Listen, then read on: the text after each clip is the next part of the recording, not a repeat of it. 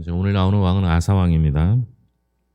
아사 왕은 이제 개혁적인 왕이었어요. 그 성전 안에서 남색하는 자들을 쫓아내고 우상을 철폐합니다. 또 이제 아세라 상을 세운 이렇게 이제 그게 모친이라고 하는데요. 실제로 이제 할머니를 폐위시킵니다. 아사 왕은 하나님을 사랑하는 마음으로 개혁을 추진했는데요. 다 잘했습니다. 근데 딱 하나 이제 산당을 철폐하지 못했습니다. 그러니까 하나님에게 전심으로 하나님을 섬기지는 못했다 이렇게 보는 겁니다. 그래도 훌륭한 왕이었습니다. 아사는 유다 땅에서 음행과 우상 숭배를 철폐하는 개혁을 시도하는데요. 아사가 시행한 개혁적인 행동은 뭐냐? 9절부터 13절까지인데요. 9절부터 13절까지 함께 읽겠습니다. 이스라엘의 여로보암 왕 제20년에 아사가 유다 왕이 되어 예루살렘에서 41년 동안 다스리니라. 그의 어머니 이름은 마아가라 아비살롬의 딸이더라. 아사가 그의 조상 다윗과 같이 여호와 보시기에 정직하게 행하여 남색하는 자를 그 땅에서 쫓아내고 그의 조상들이 지은 모든 우상을 없애고 13절까지입니다. 또 그의 어머니 마아가가 혐오스러운 아세라상을 만들었으므로 태우의 위를 패하고 그 우상을 찍어 기드론 시냇가에서 불살랐으나. 자, 개혁적인 행동은 12절 13절에 나오죠. 먼저 남색하는 자를 쫓아내고 우상을 불태웠습니다. 그리고 아세라상을 만든 태우를 폐위하고 아세라상을 찍어버렸습니다. 아사왕은 이제 41년 동안 그 통치를 했는데요. 이게 얼마나 대단한 거냐면요. 아사왕이 남유다에서 41년 통치하는 동안에 북이스라엘은요 7명의 왕이 바뀌었어요. 여로보암, 나답, 바아사, 엘라, 시므리, 오므리, 아합 이렇게 바뀌어요. 그러니까 아사의 아버지 아비야가 3년밖에 통치 못했는데 아사는 41년 통치한 매우 장수한 왕입니다. 이 당시 왕은 죽어야지 끝나는 거니까요. 오래 살았습니다. 아사 왕은 개혁을 통해 남유다를 종교 정치적으로 안정시켰는데요. 아사는 먼저 우상을 척결했습니다. 심지어 태우 마아가가 세운 아세라 상도 꺾고 마아가를 태우의 자리에서 폐위시키기도 했습니다. 이제 그의 어머니 이렇게 표현돼서 우리가 이제 어머니의 아들로 보는데요. 실제로 성경에서는 여기도 보면 15장 2절에 보면 참고해서 볼 때 아사 왕의 할머니로 보는 게 더 타당합니다. 그러니까 당시 이스라엘 사회에서는요. 그 아들이라고 하면 그 자손들을 뜻하기도 했고요. 어머니라고 하면 자기 이제 조상들을 뜻하기도 했습니다. 그러니까 아버지나 어머니가 조부모나 선조를 지칭하기도 했죠. 그러니까 그 상황상 이제 족보상 볼 때 아마 할머니로 보는 게 더 좋고요. 그를 폐위시킬 정도였다라고 이제 보면 되겠습니다. 아사는 이제 남색하는 자를 그 땅에서 쫓아내는데요. 히브리어로 카데시라고 하고요. 신전의 여창은 이제 케데사라고 부릅니다. 그러니까 성전 입구에 그 남색하는 자, 남자 창남 그리고 여자 창녀 이렇게 입구에 있었던 거예요. 그리고 그들이 사실은 바알 신상을 섬기는 데서는 그러니까 이제 종교인이죠. 그러니까 이 종교인들이 예배와 그 종교 의식을 성적인 걸로 했습니다. 왜냐하면 이게 바알 신상 자체가 다산의 상징이거든요. 아세라상은 또 여자를 뜻한다고 했었잖아요. 그러니까 다산의 가장 큰 형태인 성적인 부분들을 이제 했던 것이죠. 근데 그게 그대로 성전 안에 여호와를 모시는 성전 안에도 있었다라고 본 겁니다. 그러니까 얼마나 종교적으로 만연했다라고 그 음란함이 있었다라고 볼 수 있는 거고요. 또 하나는 이제 사실은 이 음란함은 우리가 상상할 수도 없는 것이지만 이런 게 들어왔다는 것 자체가 이미 하나님과 우상을 겸하여 섬기고 있는 거예요. 그러니까 종교적으로 여호와를 섬기는 방법이 있는데 그거 말고 다른 거하고 섞어서 하는데 아무런 죄의식이 없는 거죠. 이게 더 문제인데요. 그 남창을 쫓아냈다 이렇게 이야기를 합니다. 그런데 아사가 하지 못한 게 하나 있어요. 14절 15절입니다. 14절 15절 같이 읽겠습니다. 다만 산당은 없애지 아니하니라. 그러나 아사의 마음이 일평생 여호와 앞에 온전하였으며 그가 그의 아버지가 증언한 것 같이 자기가 성별한 것을 여호와의 성전에 받들어 드렸으니 곧 은과 금과 그릇들이더라. 예, 끝내 하지 못한 게 하나 있었죠. 뭐예요? 산당을 없애는 일을 하지 못했다라는 겁니다. 남유다 대부분의 왕들이요, 북이스라엘과는 달리 대부분 여호와 보시기에, 하나님 보시기에 정직하게 행동했습니다. 근데 산당은 거의 없애지 못했어요. 이스라엘 사회에서 산당 제사를 없애는 것이 그만큼 어려운 일이라는 것을 알 수 있죠. 요시야 왕이 이제 종교개혁인데요. 종교개혁을 한 왕으로 요시야 왕이 대표적인데요. 나중에 중앙 성소화가 이루어지면서 산당 제사가 그때 사라집니다. 그러니까 산당 제사의 문제는요, 여호와만을 섬기는 게 아니라 거기서 그냥 샤머니즘 같은 게 이루어지는 거예요. 산당 제사는 당시 가나안에 유행하는 바알과 아세라 숭배와 여호와의 신앙이 혼합되어 나타난 민간 신앙의 형태를 띄었습니다. 그러니까 여호와의 신앙이 교모하게 민간 신앙으로 변질되면요, 개혁 작업은 훨씬 더 어려워지는 거예요. 그러니까 산당을 없애면 이렇게 밀란이 일어나고 국민들의 반대가 일어나고 하니까 못하는 거예요. 여러분, 이게 그 기존의 문화와 기독교가 이제 결합되면 이런 형태가 나타나는 거죠. 굉장히 조심해야 되는 일입니다. 아사는 유다 땅에서 사회 종교적 개혁을 시도를 했어요. 그리고 잘했어요. 그런데 산당만 없애지 못했던 것, 이게 큰 문제가 됩니다. 우리는요, 살아가는 동안에 이쯤 되면 괜찮겠지가 없어요. 그러니까 우리가 예수를 믿는데 필요 없는 부분들은 과감하게 다 제거하고 나갈 수 있어야 하는 것이죠. 자, 아사는 이스라엘 공격을 저지하기 위해서 외세의 힘을 빌립니다. 이제 개혁적인 작업을 했는데요, 문제가 하나 생겼어요. 외세의 침략이 예고됩니다. 이스라엘 왕 바하사가 유다를 공격하는데요, 그 이유가 뭘까라는 겁니다. 16절, 17절 두 절입니다. 아사와 이스라엘 왕 바하사 사이에 일생 동안 전쟁이 있으니라. 이스라엘의 왕 바하사가 유다를 치러 올라와서 라마를 건축하여 사람을 유다 왕 아사와 왕래하지 못하게 하려 한지라. 라마를 건축해서요, 이스라엘 백성이 유다 왕 아사와 왕래하지 못하게 하려고 했던 겁니다. 이스라엘 왕 바하사는요, 이사갈 지파 출신으로요, 여로보암의 아들 나답을 죽이고 왕위에 오른 사람이에요. 기억하실지 모르겠지만 하나님께서 여로보암을 세우셨잖아요. 근데 여로보암이 하나님 보시기에 악한 일을 행하지 않습니까? 그래서 하나님께서 여로보암의 가문을 완전히 소멸시킨다 이렇게 말씀하시고 예언을 하셨잖아요. 그것을 이룬 사람이 바하사라는 겁니다. 그러니까 바하사는 여호와 보기에 악한 일을 했던 여로보암 왕과 그의 가문을 없앤 사람이에요. 하나님의 예언대로, 하나님의 말씀대로 그대로 이룬 그 도구, 당사자가 바하사 왕이었던 거죠. 그러면 이 사실을 만약 바하사 왕이 알았더라면 자기는 여호와 앞에 정직하게 행해야 했었던 거죠. 그러니까 자기는 하나님의 도구로 쓰임 받았어요. 그런데도 불구하고 그걸 모르는 거예요. 그러니까 어떻게 돼요? 자기도 정직하게 행하지 못하게 됩니다. 여로보암의 악한 길을 그대로 닮아요. 또 하나는 이제 여로보암과 닮은 부분이 있죠. 여로보암이 이스라엘 백성들이, 북이스라엘 사람들이 남유다 성전으로 예배하러 가는 것을 막기 위해서 베델과 단을 세우죠. 거기에 그 산당을 세워요. 그로 인해서 여기가 성전이다. 그리고 초막절을 바꿔버려요. 날짜를 한 달 뒤로 물러버리죠. 이렇게 하면서 자기 마음대로 했던 거거든요. 그거에 대해서 왜 그랬느냐? 이스라엘 백성들이 유다로 내려갔다가 안 올라올까봐, 자기 백성들을 빼앗길까봐 그렇게 했던 거거든요. 근데 이 그 바하사 왕도 똑같은 일을 행합니다.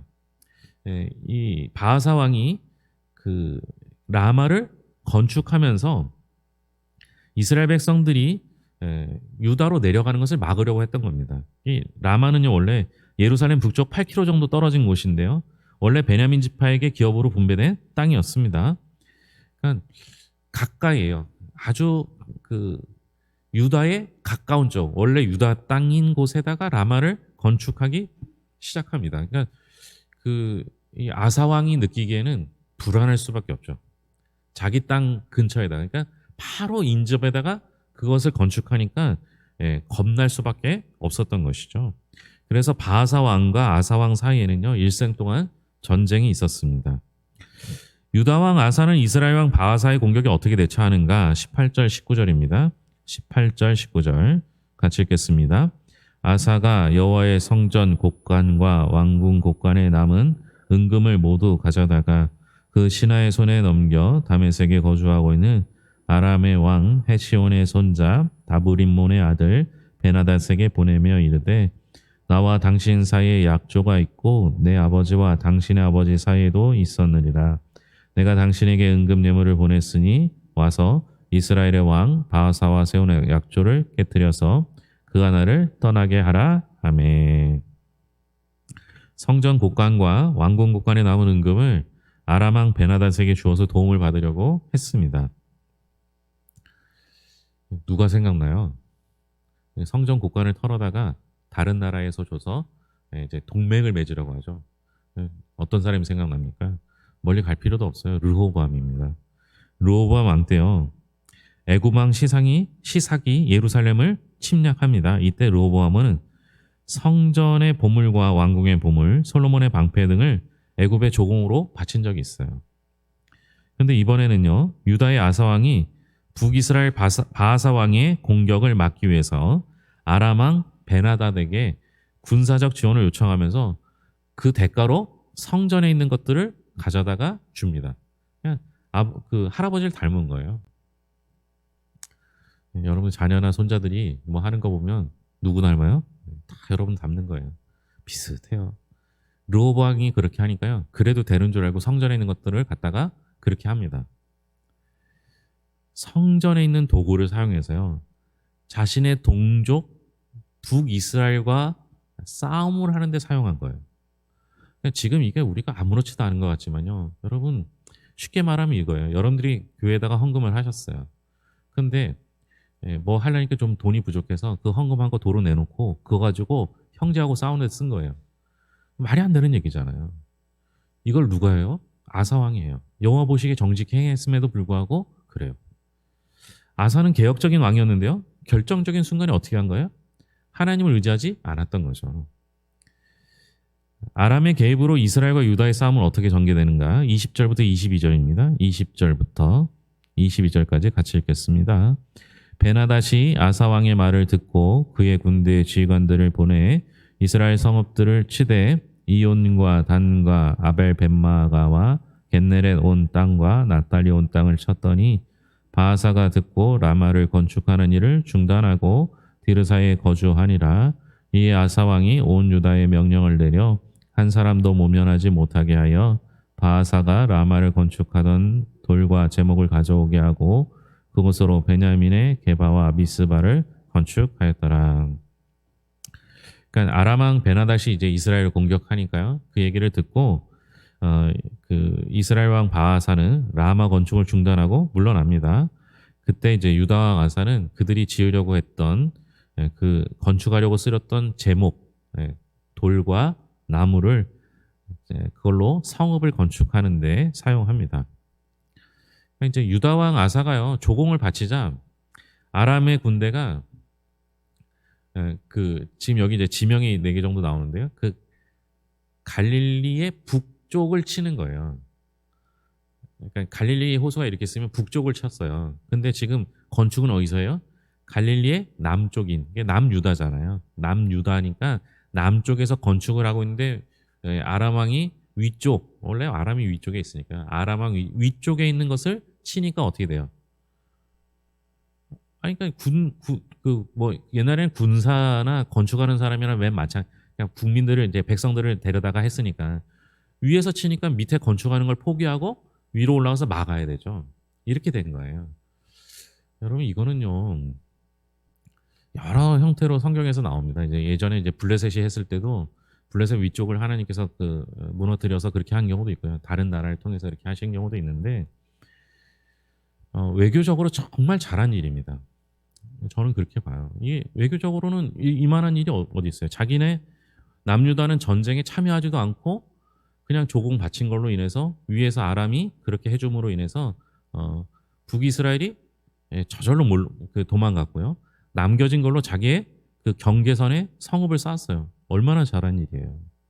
근데 여러분 성경에 이 비슷한 경우가 간혹 나오는데요. 보시면 외교적 노력으로 한 것이 아니라 하나님께 기도했더니 하나님께서 다른 나라를 통해서 북쪽이든지 남쪽이든지 치게 하셔서 돌아가게 하셔요. 이게 이제 다유당 때도 이런 일이 있었거든요. 결국 뭐가 문제냐? 제가 봤을 때는 외교적인 노력이 부족한 것이 아니라 이 아사 왕이 하나님을 전적으로 신뢰하지 못했던 거예요. 성경에 이렇게 그 이제 남유다나 북이스라엘 왕들을 보면서 여호와 보시기에 온전히 행하였더라, 정직하게 행하였더라 이런 왕이 몇 명 없어요. 그런데 지금 여러분들 보셨지만 아사 왕은 계속적으로 여호와 보시기에 정직히 행했더라 이렇게는 했어요. 이건 계속 나와요. 그러니까 괜찮은 왕인 건 분명한데 문제는 뭐였어요? 하나님을 전적으로 신뢰하지 못했던 것이 바로 드러난 거죠. 이게 오늘 본문에 보면요.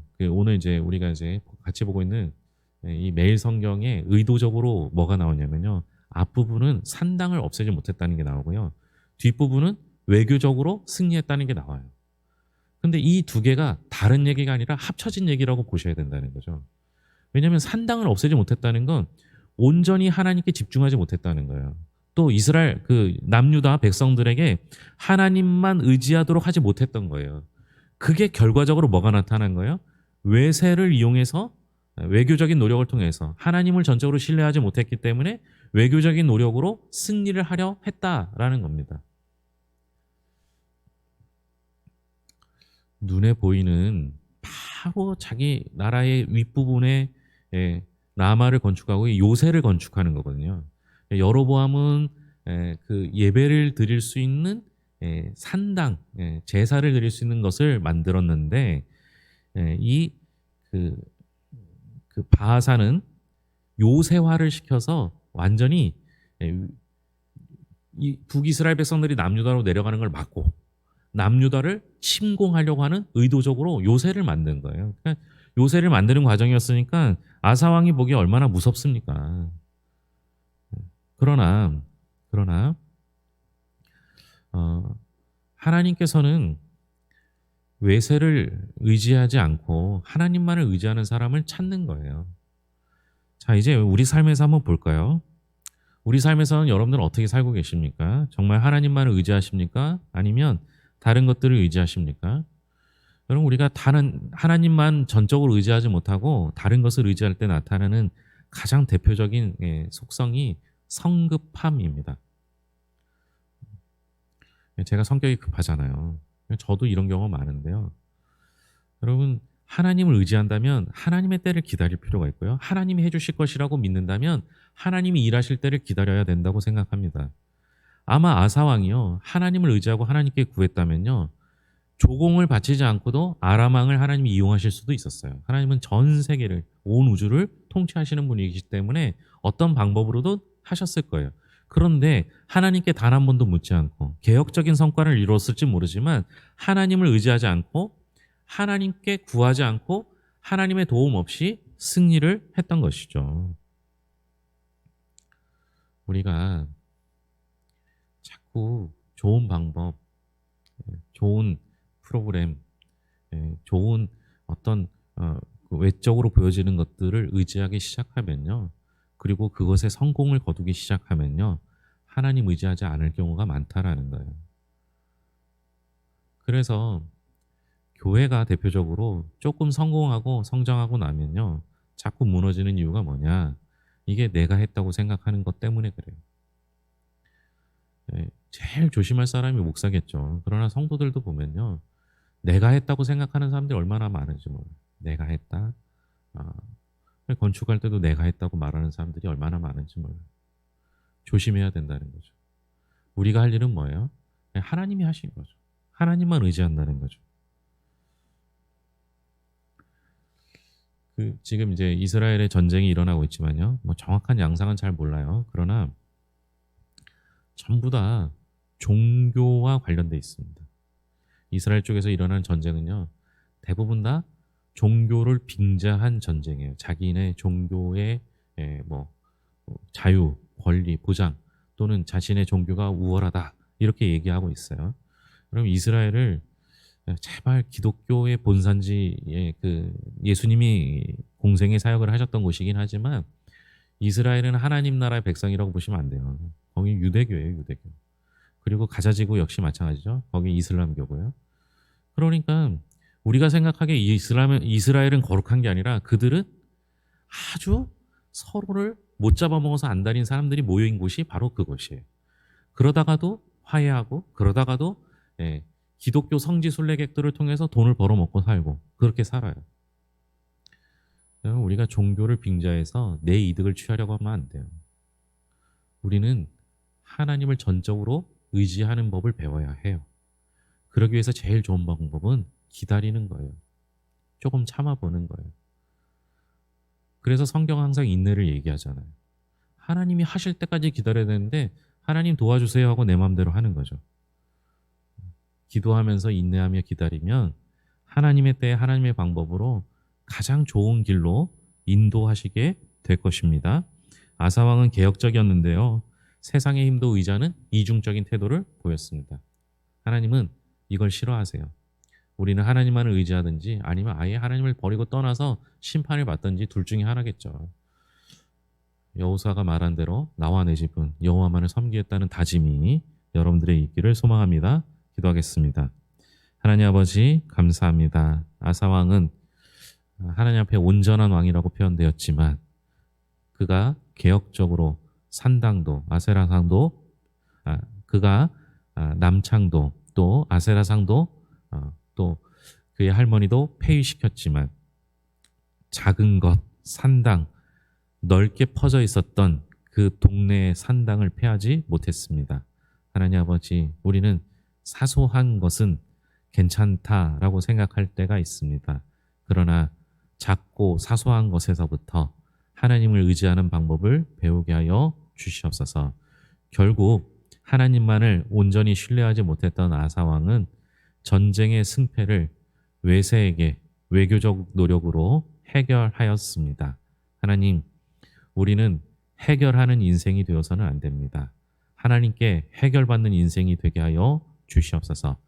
그 일을 위해서 기다릴 줄 아는 믿음, 하나님 앞에 기도하는 열심이 있게 하여 주시옵소서. 하나님 아버지 이스라엘이 속히 평화가 이루어지게 하시고 전쟁이 멈춰질 수 있도록 돌보아 주시옵소서. 더불어 우리나라도 평화 통일이 속히 이루어지게 하시고 대통령을 비롯해서 나라의 지도자들이 함부로 그 입에 전쟁을 올리지 않도록 도와 주시옵소서.